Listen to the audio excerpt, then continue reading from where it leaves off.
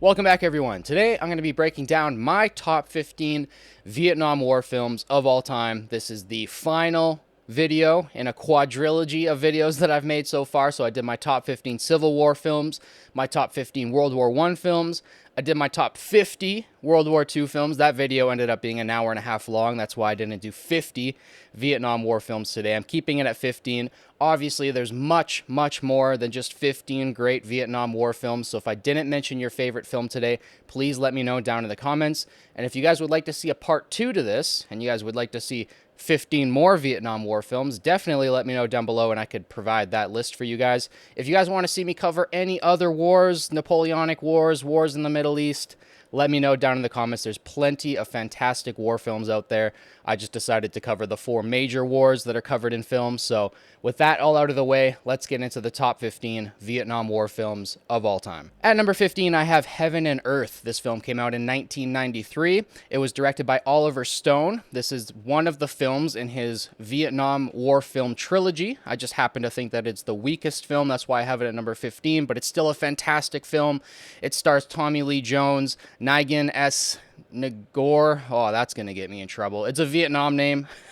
I'll put it on screen right now just so you guys know I'm not bullshitting. But yeah, there's I'm going to butcher some names today, as always. Hopefully it's less than the World War II films video. That was really bad. That was like 200 names that I butchered horribly. Joan Chen, hopefully that's somewhat close to the actual pronunciation. This was made on a budget of $33 million, and it made back 5.9 at the box office. So overall, this was a failure at the box office, but I think it's a very underrated film, and I think you should check it out if you haven't. A couple words on the plot. The film is based on the true story of Lee Hayslip, a Vietnamese woman who endures the horrors of the Vietnam War and its aftermath. From her early life in rural Vietnam to her marriage to a U.S. Marine, the movie chronicles her journey of survival and resilience. So I think this is just an incredibly inspiring movie. It tells a very personal story. I think that the acting from Tommy Lee Jones in this, and by Haigan S. Nagor and Joan Chen. All three of them are fantastic in this film. The acting is really what brings this film to life. And I think it's a fantastic Vietnam War film, so I have that at number 15. At number 14, we have Dead Presidents. This film came out in 1995, directed by Albert and Alan Hughes. The main stars are Lorenz Tate, Keith David, and Chris Tucker. Those names are much easier to pronounce. This was made on a budget of $10 million, and it made back $24 million at the box office. If you're into hip-hop culture, you might have heard of this film before. It's mentioned in a lot of hip-hop songs. If you're not kind of into that scene, maybe you've glossed over this film. Maybe you didn't realize that it was a Vietnam War film. It kind of is. It kind of isn't. It kind of goes over the lives of people who have come back from the war and they're dealing with PTSD. So a couple words on the plot. The film follows Anthony Curtis, a Vietnam War veteran who returns home to a world that no longer fits him. Struggling with PTSD and social rejection, he turns to crime to survive, culminating in an ambitious but doomed heist. So this movie is loosely based off of the real Brinks truck robbery from 1981 with the Vietnam War backstory kind of added to it. I think that this film is just incredibly powerful. It's an emotional film. It's a gut-wrenching film at times, and it's just a lot of fun. Like, this is just one of those films that I enjoy going back and rewatching it. It kind of reminds me of some of the other films that came out around the same time, like Menace to Society or Boys in the Hood. Those films are just incredibly rewatchable. And I think this film kind of fits in those films, but it's also a Vietnam War film at the same time. So it's a tricky film to place. That's why I put it at number 14. But personally, I love this film. It's a fantastic film. It's, like I said, a lot of fun to watch. So go check it out if you haven't. I have that at number 14. At number 13, I have Hamburger Hill. This film was released in 1987. It was directed by John Irvin.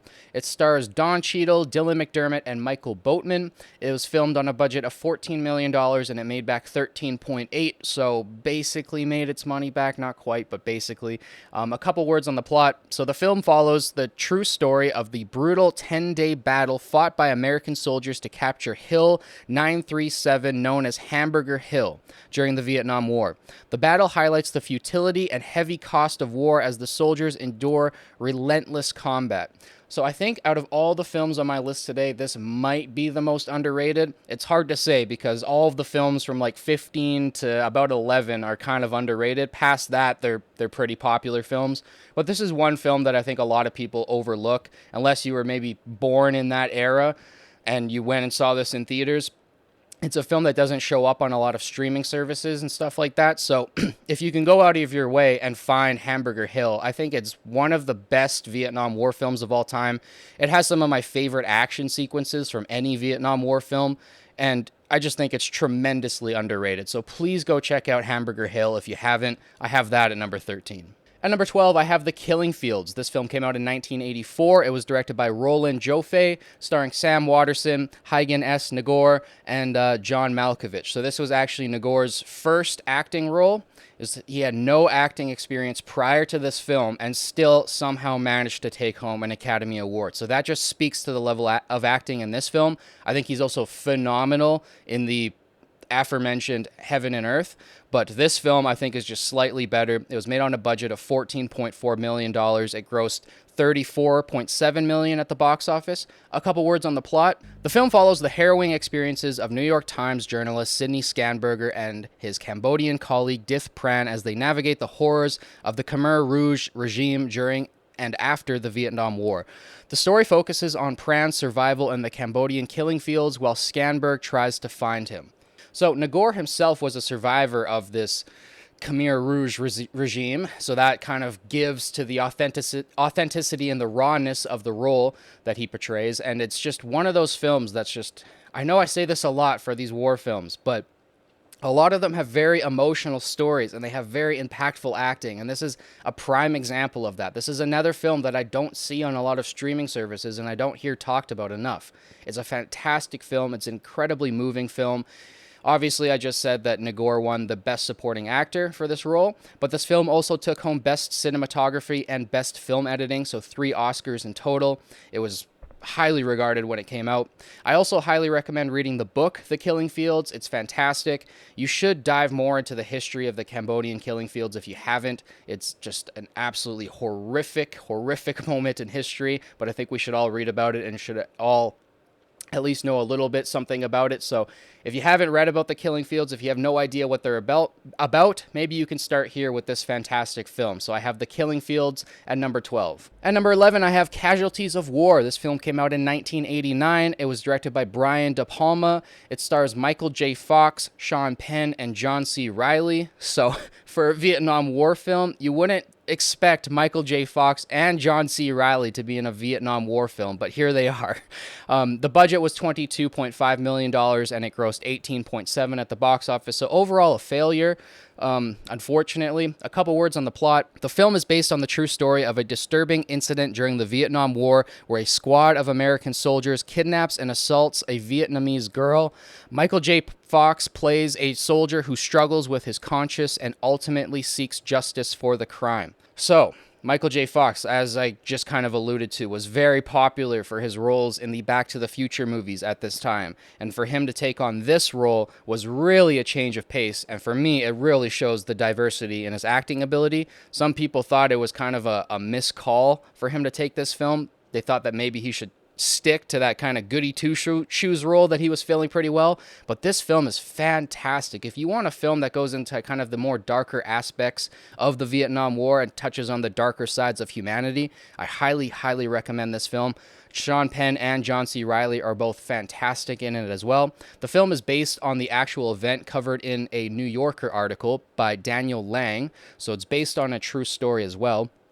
Casualties of War, again, I said films 15 to 11 are all highly underrated. Again, a very highly underrated war film. You should go check it out if you haven't seen it already. I have Casualties of War at number 11. At number 10, I have First Blood, the first Rambo movie, and the only Rambo movie that I'll be talking about today because there's just too many of them, and I feel like they just get worse and worse in quality over time. So I'm only going to be mentioning First Blood today, but I do love the Rambo series. They have a soft spot in my heart. First Blood to me is just the perfect movie. They should have just stopped at First Blood because it's a fantastic film on its own. This film came out in 1982. It was directed by Ted Kotcheff, starring obviously Sylvester Stallone, Richard Crenna, and Brian Danihi. Oh my god, I am so bad with names. I apologize. This was made on a budget of $15 million and it grossed $125 million at the box office, so I think it's safe to say that this film was a success. A couple words on the plot. Vietnam veteran John Rambo, struggling with PTSD, arrives in a small town where he is mistreated by local law enforcement. The situation escalates into a violent confrontation between Rambo and the authorities as he uses his combat skills to survive in the wilderness. So, the first time that I saw this film, I don't know what age, definitely too young. As most violent films, I saw them too young. But I'm not mad at my dad for that. In fact, I'm actually happy that I saw these films at a young age. They build character, I think. But I saw this film on a camping trip, funny enough. I was watching this film in a tent the first time that I watched it. So I have a special connection to this film. I vividly remember the first time that I watched it. And it's one of my favorite action films of all time. It's just fantastic. It sets the blueprint for films like the Bourne series or John Wick. It sets the blueprint for that. Just one man versus an army. And it's so fun to watch start to finish. And it's peppered in with like real Vietnam tragedy. Like there's a moment near the end of the film. I don't want to spoil it for anybody who hasn't seen it yet, but there's a moment towards the end of the film where Rambo's struggling with PTSD and it's very real, and like stuff like that just makes this film so perfect. And I don't think the other Rambo films quite live up to it. I think that they're really fun,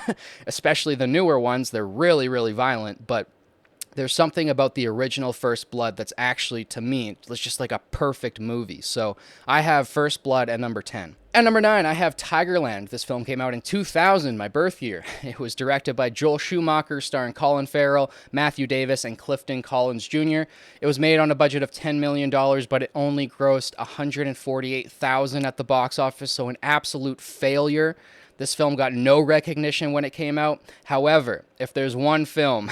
I know I said this about Hamburg Hill, but if there's one film on my list that I think is truly underrated, it's Tigerland. When people ask me, like, what do you think is an underrated war film that I haven't seen, I usually go to Jarhead or Tigerland because they're my favorite super underrated war films. Almost nobody's seen them. Jarhead has gotten a little bit more popularity in the last few years, but Tigerland is still incredibly overlooked, and I don't understand why. It's one of the realest portrayals of boot camp, of army life, of just soldiers' life. It gets into the soldier's head more than any other film I've ever seen.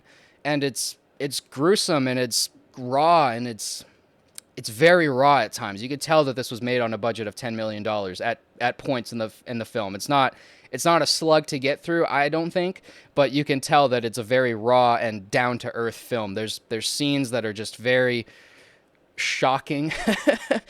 If you've seen the film, you know why I'm using the word shocking, but you need to watch the film. So a couple words on the plot. Set in 1971, the film follows a group of young recruits at a training camp called Tigerland, where they are prepared for combat in Vietnam. One recruit, Boz, played by Colin Farrell, becomes a rebellious leader amongst his peers, challenging the harsh military system before they are sent to war. So this was actually Colin Farrell's breakout role. This is the role that got him a ton of critical acclaim. It's one of his greatest acting performances of all time. Now, that's hard to say because we have The Penguin coming out right now, and that's showing that, Colin Farrell has levels to his acting that even I wasn't aware of, and I'm a huge Colin Farrell fan. I've seen almost every single film he's been in, and that Penguin show is blowing me away. But this was the role that really broke him out and got him kind of famous. So Tigerland is one of those films, man. Like I said, it's one of those films when people come to me and they ask for an underrated film or an underrated war film that maybe they haven't seen, I usually go to this one because it's one of my personal favorites. So I highly recommend checking out Tigerland if you haven't. I have it at number 9. At number 8, we have Good Morning Vietnam. I pulled the mic away there, so hopefully I didn't damage anybody's ears. But yes, Good Morning Vietnam from 1987. This was directed by Barry Livingston, starring Robin Williams, of course, and Forrest Whitaker, Bruno Kirby. This film was made on a budget of $13 million. It grossed $123.9 million at the box office, so safe to say it was a success. A couple words on the plot.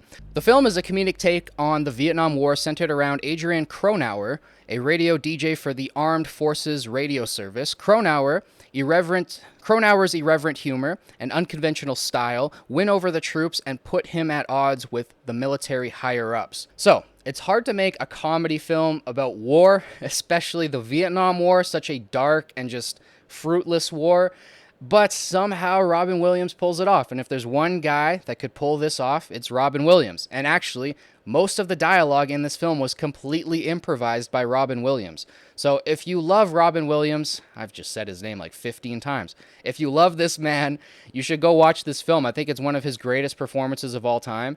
Like I said, it's very hard to make a comedy work, and he makes it work. And it's just such a fun film. Like, out of all the films that I've mentioned today, this is going to be the most fun, the most accessible, the most ease to watch.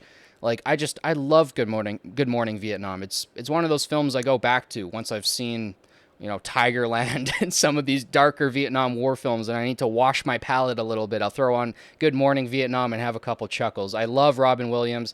He was one of my favorite comedians and actors of all time. I was truly, truly upset when he passed away. So, R.I.P., one of the GOATs, Robin Williams. I have Good Morning Vietnam at number 8. At number 7, I have We Were Soldiers from 2002. This was directed by Randall Wallace, starring Mel Gibson, Madeline Stowe, and Greg Kinnear. This film was made on a budget of $75 million, and it grossed $114.7 million at the box office, so it was a success. The plot: the film tells the story of the Battle of Ai Drang, one of the first major conflicts between the United States and North Vietnamese forces. Mel Gibson stars as Lieutenant Colonel Hal Moore, leading his men into a deadly battle, while the film also explores the toll the war takes on the soldiers' families back at home. So, this film was based on the book We Were Soldiers Once and Young by Lieutenant General Harold G. Moore, as I just mentioned, and this is a fantastic war film. It blends the two worlds perfectly. You'll get the combat sequences. You'll get those amazing war sequences where you're in the battle with the soldiers, and then you'll flash back to the home front. And then you'll get these very emotional, very real, grounded conversations between, mothers and fathers and sons and daughters, all talking about the sons who went out and fought this war. And it just balances those two aspects perfectly, and that's why I have it so high on my list. I also think Mel Gibson is tremendous in this film. I think it's one of his best performances he's ever given. And I think it's an underrated film. It's one of those films that I grew up with in my house. My dad had it on DVD, so I watched it many times. But it's one of those films that I don't see it on a lot of streaming services. So it might be a little bit difficult to find some of these films, as I've mentioned, that aren't on streaming services. But if you can go out of your way, go to your local library or find somewhere online to watch them, they're fantastic films. And I have We Were Soldiers at number 7. At number 6, I have Born on the 4th of July. This film came out in 1989. It was directed by Oliver Stone, so this is another one of his films in his Vietnam War trilogy. The main stars: Tom Cruise, William Dafoe, and Keira Sedgwick. This film was made on a budget of $14 million. Overall, it grossed $161 million, so safe to say this one was a success as well. The plot: the film is a biographical drama about Ron Kovich, a Marine who was paralyzed in the Vietnam War and later becomes an outspoken anti-war activist. Tom Cruise delivers a powerful performance as Kovich, showing his journey from a patriotic soldier to a disillusioned veteran. So this film is based on the autobiography by Ron Kovich, who co-wrote the screenplay with Oliver Stone, so that's an interesting fact. That's the reason why it's very accurate to his actual life story. The Academy Awards won for this film were Best Director for Oliver Stone and Best Film Editing, so it took home 2 Academy Awards. And overall, I'd say it's one of the greatest films that deals with PTSD and veterans coming home from this war. This war was notorious for its PTSD effects that it had on soldiers. There was a lot of atrocities committed in Vietnam by the soldiers, and it was hell for those people to come home and to have to deal with those demons. And I'm not saying that every single person that went to Vietnam did something horrible, but some of them saw their best friends do something horrible. And like we mentioned in the casualties of war, right? Some people witnessed people that they knew commit horrible things, and when you come back home, it's not the same. And this film shows that, and it's one of the best acting performances I've ever seen from Tom Cruise. He is fantastic in this film. Yeah, I could go on and on and on and do like a full film analysis of how well this film breaks down PTSD and portrays it, but I'll save that for another video. Um, Born on the 4th of July is one of the greatest films of all time, let alone war films. So please go check it out if you haven't. I have Born on the 4th of July at number 6. At number 5, I have Jacob's Ladder. This film came out in 1990. This is a lot of people's favorite Vietnam War film, and it's a lot of people's favorite horror film of all time. So there's a lot of talk to talk about with this film. Eventually, again, I will do a full film analysis on Jacob's Ladder because it deserves like me taking a full hour to 2 hours to dissect it because it's such a fantastic film. It was directed by Adrian Lyne. It stars obviously Tim Robbins, fantastic in this movie, Elizabeth Pena, and Danny Alio. Hopefully I'm saying that right. It was made on a budget of $25 million, and it grossed 26.1 at the box office, so a success, but not by much. This film gained a huge cult following after its release, and obviously now, as I've said, it's a lot of people's favorite horror film of all time because of how dark it gets. So the film follows Jacob Singer, a Vietnam War veteran who suffers from horrifying hallucinations and flashbacks after returning home. As his mind unravels, Jacob must piece together his reality and uncover the truth behind his traumatic experiences. So, the reason why I have this film at number 5 and I placed it above, just above, Born on the 4th of July is because as great as that film is, I think this film is the ultimate film, regardless of any war. I think it's the ultimate film for dealing with PTSD. Now, Johnny Got His Gun, and there's some other films that are very fantastic, but there's something about Jacob's Ladder that really taps into the horrifying hallucinations had by many, many people who suffer with PTSD from war, regardless of the war they fought in. Many people have experiences similar to what the main character in Jacob's Ladder goes through, and there's a reason why I've said multiple times already that this is a lot of people's favorite horror film. It displays the horrors vividly, and it's a scary movie. It's a very scary movie, I won't lie. It's not like as scary as Come and See, as I mentioned in my World War II films list. I think that truly is the most terrifying war film. It's the most terrifying film, period, I've ever seen in my life. But Jacob's Ladder's in there. It's like in the top 3. Like Johnny Got His Gun is also in that conversation, but Jacob's Ladder might be second to Come and See for the scariest war film I've ever seen, the most shocking and just shattering film I've ever seen. So if some reason you have not seen Jacob's Ladder, please go watch it. I mean, approach it with caution. If you're not into horror films, maybe avoid it. You know, it is scary. It is terrifying at moments, but if you're into that kind of stuff, if you like horror films and you somehow ended up on this video looking at the best Vietnam War films, I think this film is made for you. I can't say enough about it. I'll stop there for today because this film, like I said, deserves a full video on it in and of itself. So I'll make that at another point in time. I have Jacob's Ladder at number 5. At number 4, I have Platoon, released in 1986. This film was directed by Oliver Stone. This is obviously the last film that I'll mention today in his trilogy. I've mentioned the other 2, so obviously this is the last film in the trilogy. This is my favorite film in the trilogy, by a bit, I'd say. I think that this is one of my favorite war films of all time for sure. It's based off of Oliver Stone's own experiences in the Vietnam War, so he's a Vietnam War veteran himself, and it's based off of his own experiences, which is quite cool. The main stars are obviously Charlie Sheen, Tom Berenger, William Dafoe. There's a ton of other stars in this film. I could go on forever mentioning them. This film's cast was absolutely stacked, which is shocking how it was made on a budget of $6 million. That blows me away. I still don't understand how that's the right number, but it made $138 million at the box office, so safe to say it was a success. The film follows a young soldier, Chris Taylor, as he navigates the brutal reality of the Vietnam War. Taylor becomes caught in the moral struggle between 2 sergeants, one ruthless and the other compassionate, as the war takes a heavy toll on his soul and humanity. So, this film won a couple Academy Awards. It won Best Picture, Best Director, Best Sound, and Best Film Editing. I think it definitely deserved the Best Picture that year.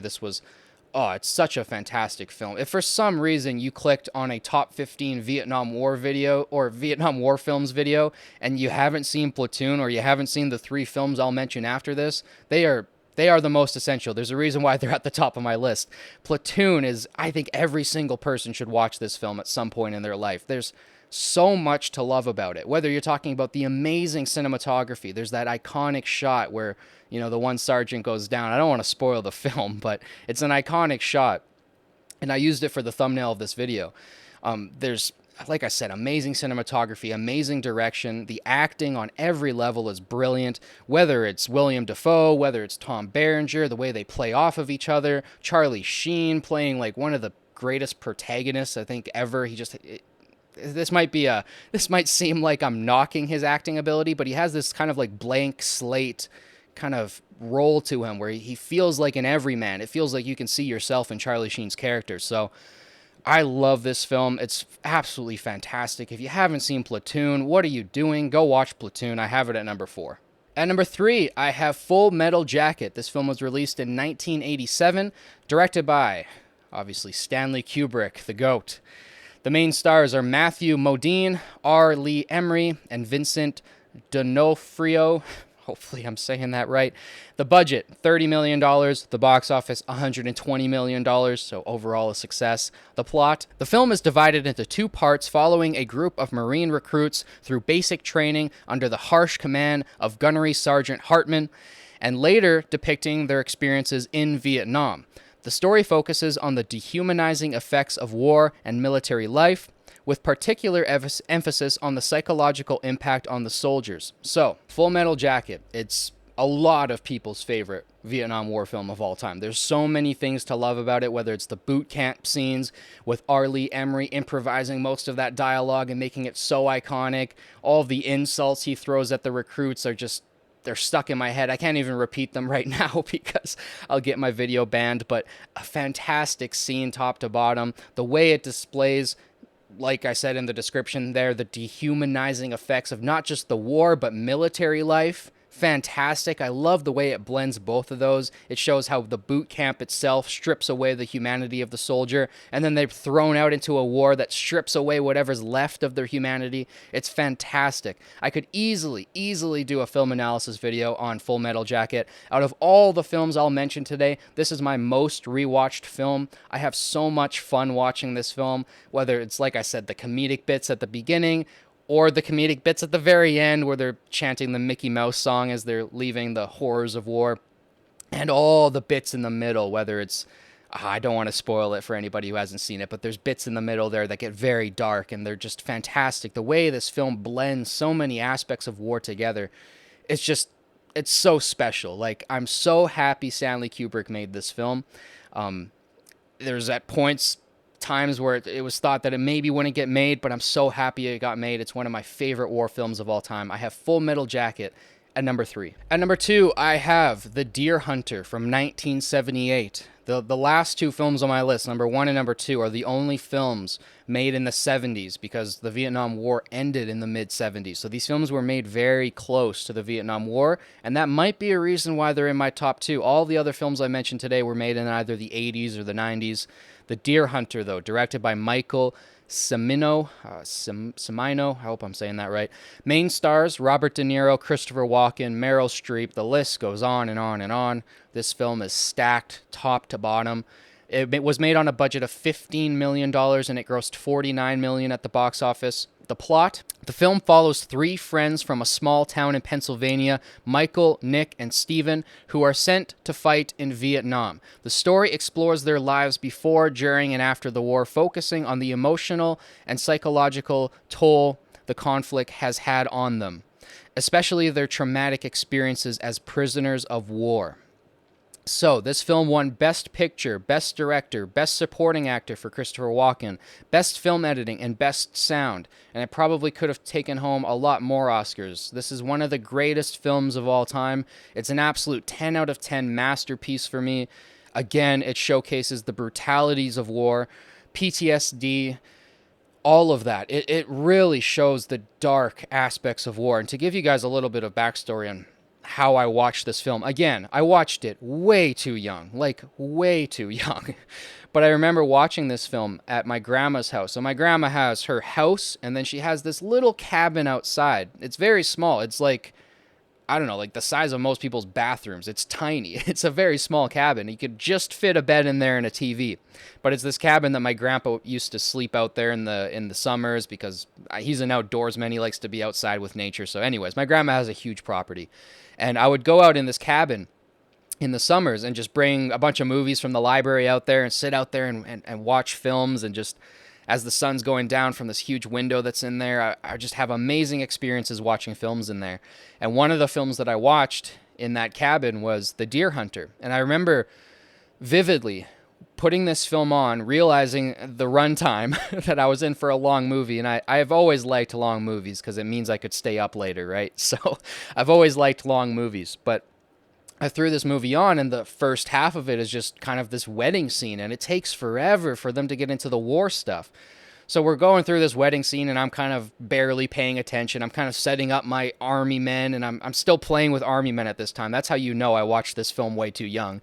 But I'm playing with my little army men, and then this film starts to grip me, and it starts to pull me in and captivate me, and I just totally forget about the army men. I push them off the bed, and I'm just sucked into this film. And I was obsessed with this film for a long time, quite a few years. This was like my favorite film of all time. I would go around telling people that this was my favorite film, and I'd have to be careful because I'd go over to other kids' places and I'd tell their dads or something that my favorite film's The Deer Hunter, and they'd go, "How the heck have you seen that film already?" But anyways, there's something about this film that grabbed me immediately, even as a young kid. There's something about the story, the way it's told, and the acting.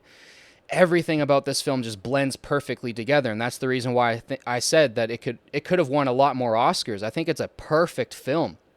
There's really only one film that I could put above this, and a lot of you guys are probably already guessing what it is, so I'll move on to that one now. But if you have not seen The Deer Hunter, please go watch this film. I understand that it's dark and it's long, and the beginning takes its time to pick up, but once you get into this film, man, it'll suck you in, and it will become one of your favorite films of all time. I can almost guarantee that. So I have The Deer Hunter at number 2. And at number 1, I have, of course, Apocalypse Now, the only film I could realistically put above The Deer Hunter. Apocalypse Now was released in 1979. It was directed by Francis Ford Coppola, who also directed The Godfather, one of the greatest directors of all time, starring Martin Sheen, Marlon Brando, Robert Duvall, a ton of other great actors that I should list, but for the sake of brevity, I'll only mention those 3. All 3 of them give fantastic performances. Martin Sheen kind of does what Charlie Sheen does in Platoon, giving you that kind of blank slate protagonist that you can kind of relate with, while also you have Marlon Brando, who's the opposite. Colonel Kurtz in this film is such a dynamic and interesting character, and I could do an entire analysis just on the character of Colonel Kurtz. But man, this film, made on a budget of $31 million. It grossed somewhere between $100 and $150 million at the box office. I couldn't find the exact estimates because the releases were different, but a couple words on the plot. Set during the Vietnam War, the film follows Captain Willard, who is sent on a secret mission to assassinate Colonel Kurtz, a rogue officer who has gone mad deep in the Cambodian jungle. As Willard ventures further into the chaos of war, the film explores the darkness of the human soul and the madness of conflict. This film won Best Cinematography and Best Sound, and it should have won every single Oscar this year, but it didn't for some reason. I truly believe that Apocalypse Now is like in the top 10 films ever made. I can't name 10 films better than this film. It's fantastic from start to finish. There are so many iconic sequences, whether you're going through the river and coming up on that crazy show. If you've seen the film, you know what I'm talking about. If you haven't seen the film, you're in for a ride, man. You come on that crazy show, and then you go to the Ride of the Valkyrie scene where they're bombing that beach, and that scene was incredibly expensive to shoot. It was all practical effects for that sequence. It was real explosions going off, and I mean, you could watch documentaries on Apocalypse Now. There are a ton of great documentaries out there on YouTube for free. The amount of effort that was put into this film is insane. There's been books written about how this film was a disaster on set. It was so close to not being made. It was a struggle to get this film made, like a real struggle to get this film put out there. And I'm so glad it was. I'm so glad this film was made because there's very, like I said, there's very few films that I think are better than this. It has everything. Every single scene is impactful and dynamic and has interesting aspects to it. There's not a wasted moment on screen. Every single line of dialogue is important. There's no wasted dialogue. And this film was re-released in 2001, Apocalypse Now Redux, with 49 additional minutes of scenes. And I think it adds to it. I think it actually makes the film better. I don't know why that stuff was cut out. You get the crashed chopper with the storm going around them. That's completely cut out of the original film. That's a really cool sequence. I think that adds to the film. There's so many the sequence at the end with Colonel Kurtz and unraveling his madness and how that happened, and seeing maybe he isn't as mad as he seems. Maybe we're all mad. And there's so many ways to attack this film. Like I said, with some of the previous entries on this list, I could easily make a film analysis on Apocalypse Now. And to be honest, this one would probably be 4 or 5 hours long. I have so much to say about this film that I can't cram into this list today. It's to me like one of my favorite films of all time, and it's to me like if I had to try to remove my bias and look objectively at what are the greatest films ever made, I have to put this somewhere in the top 10. It's that good. There's literally no aspect of this that I can critique.